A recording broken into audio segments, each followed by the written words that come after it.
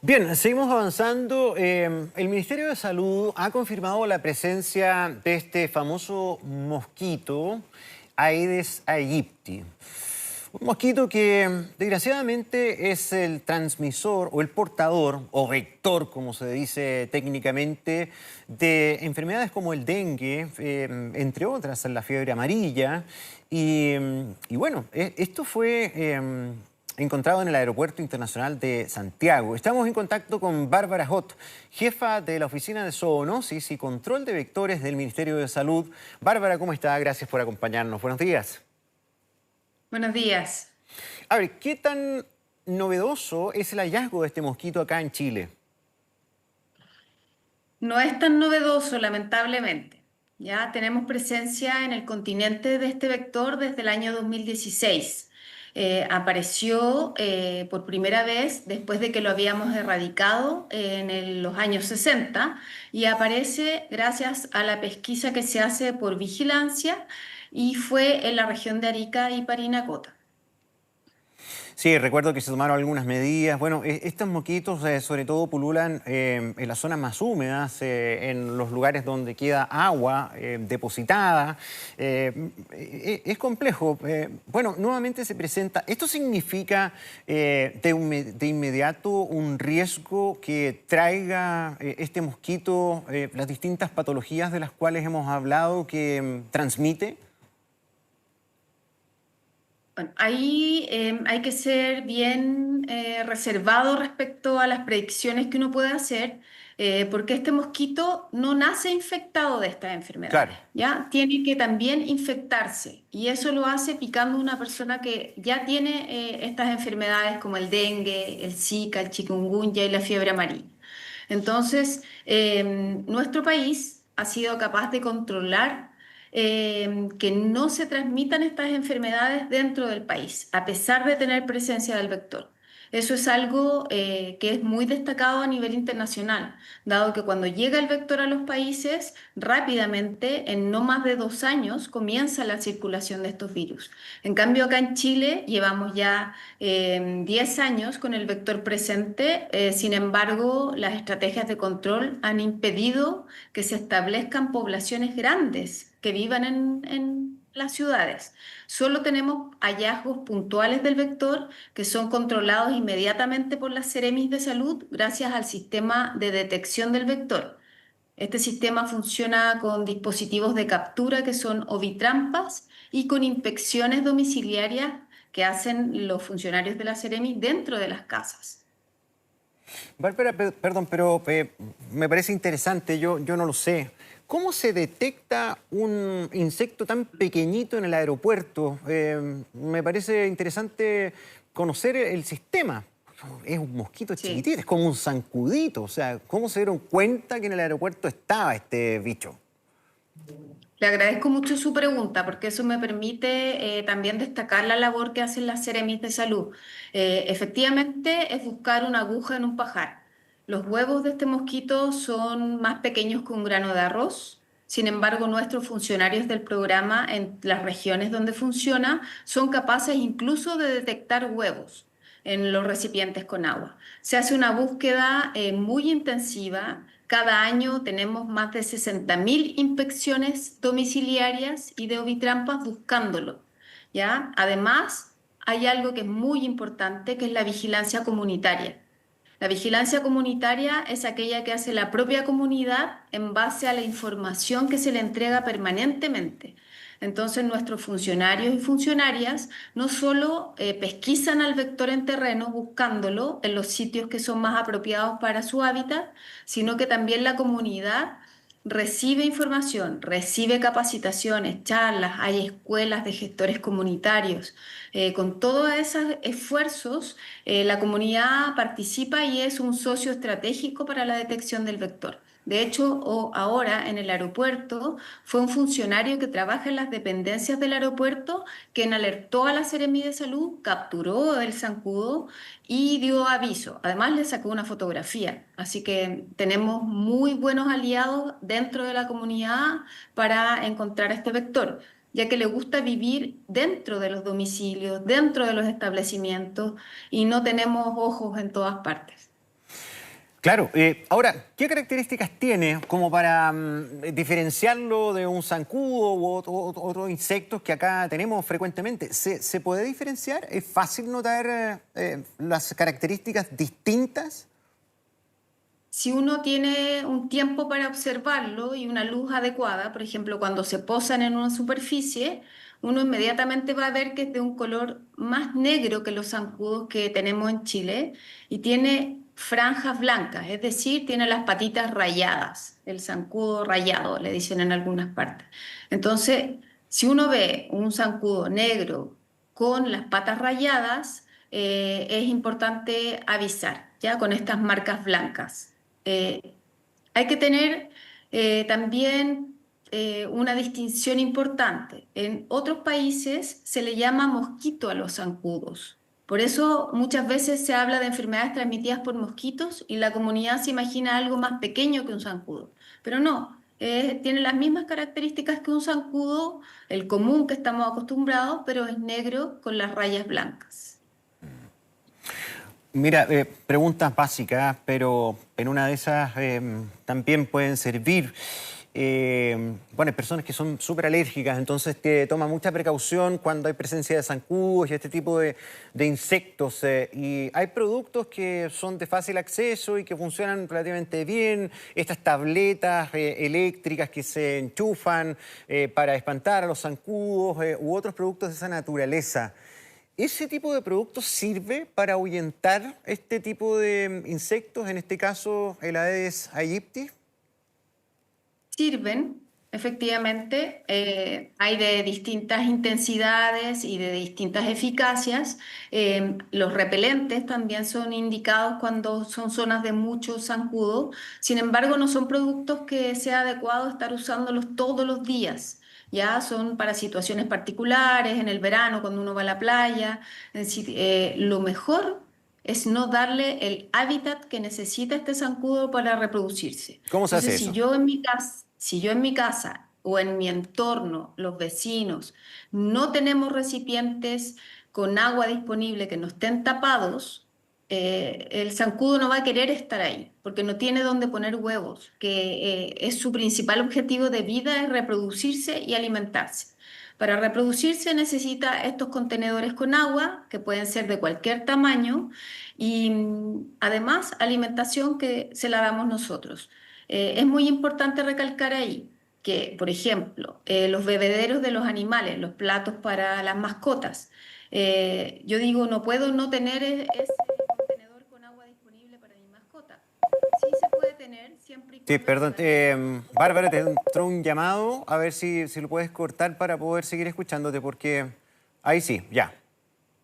Ya, ahora sí. Sí, retomemos eso, los bebederos para los perritos, los gatitos, los Sí. platos con agua, en definitiva, los recipientes donde quede agua durante el día, ¿no? Sí, pero se puede, pero hay que cambiar esa agua todos los días y Claro, además limpiar el recipiente, los ya. bordes, porque los huevos se pegan en el recipiente. Ah, Entonces, si yo solo cambio el agua, no sirve.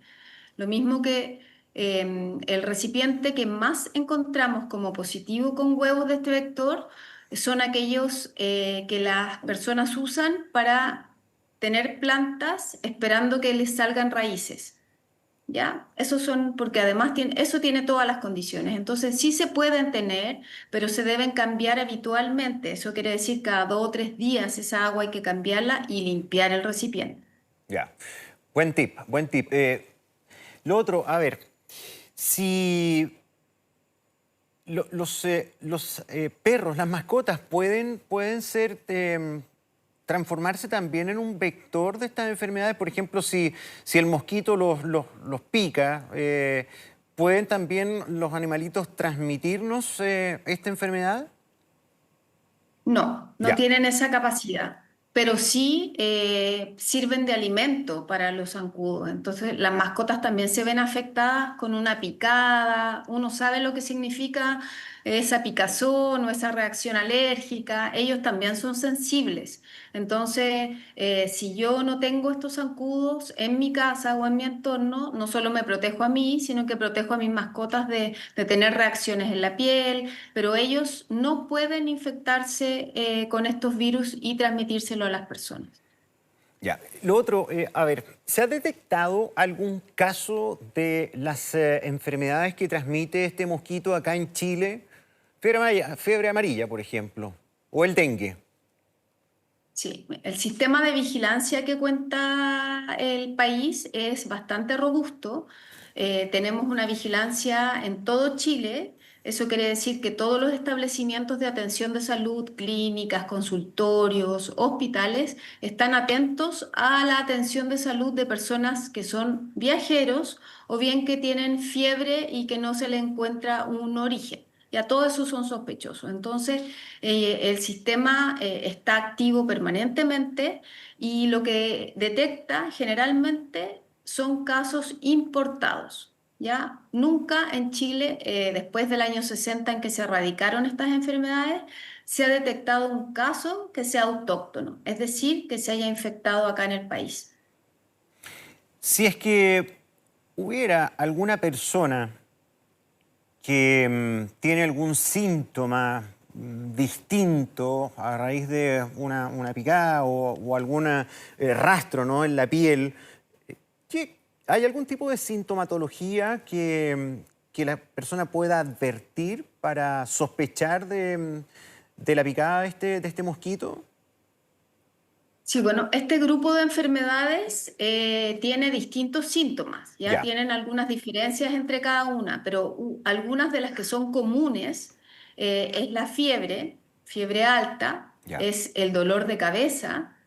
En el dengue particularmente, los casos, las personas describen que les duele detrás de los ojos. Es un dolor de cabeza bastante particular, ¿ya? Y dolor de todas las extremidades, los músculos.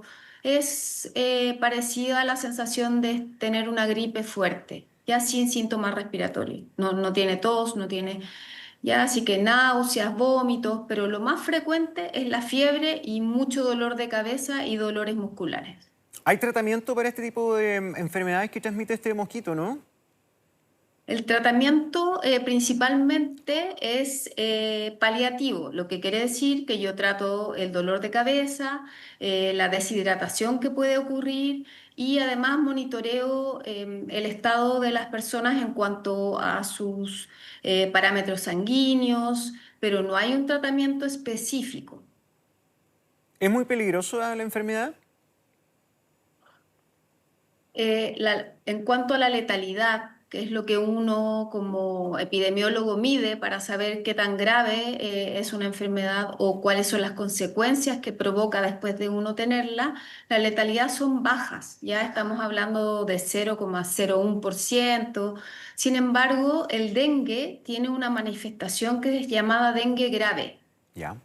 ¿Ya? El dengue grave es una patología de cuidado, requiere hospitalización y esos son los pacientes que en alguna baja proporción pueden fallecer.